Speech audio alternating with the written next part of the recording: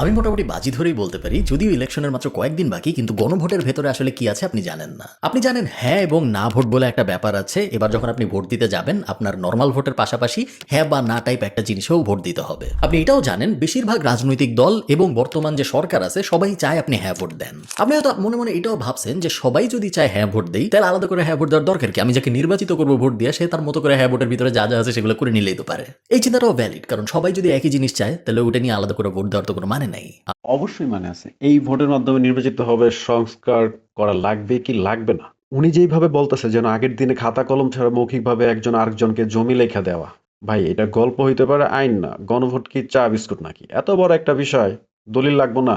আমি আপনার হয়ে ঐক্যমত্য কমিশনের 84টা পয়েন্টের প্রত্যেকটা ভালো। পড়েছি। আমার এখন মাথা ব্যথা করতেছে এরকম কঠিন জিনিস পড়ার কারণে, বাট অন্যান্য কষ্ট। সরকারি কাগজপত্র যেরকম কঠিন হয় এটা তার থেকে সোজা, বাট তারপরেও অনেক কঠিন। আজকে আমরা আপনি গণভোটে হ্যাঁ বললে কি হবে ভার্সেস আপনি গণভোটে না বললে কি, এটা বোঝার চেষ্টা করব। যেই 84টা পয়েন্টে আপনি হয় হ্যাঁ ভোট দিবেন অথবা না ভোট দিবেন, ওই 84টা পয়েন্টের ভিতরে কি আছে এটা আপনার একটু জানা উচিত, রাইট?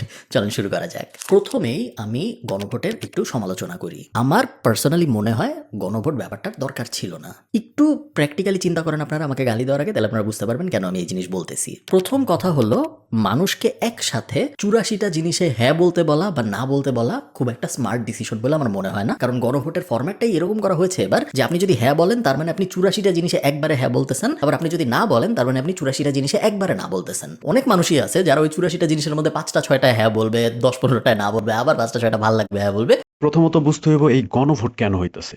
এই গণভোট হইতাছে যাতে সিস্টেম আর কখনো সহজেই দুর্নীতিগ্রস্ত হইয়া না যায়। ক্ষমতায় থাকা দুর্নীতিবাজদের হাত পা বাঁধার জন্য এই গণভোটে হা জয়ী হইলে তাদেরকে কঠিন নিয়ম কানুনের মধ্য দিয়ে যাইতে হইবে। আর এই 84টা বিষয়ের মধ্যে যাদের 10টা 5টা 15টা বিষয় অমত আছে তারা এরাই।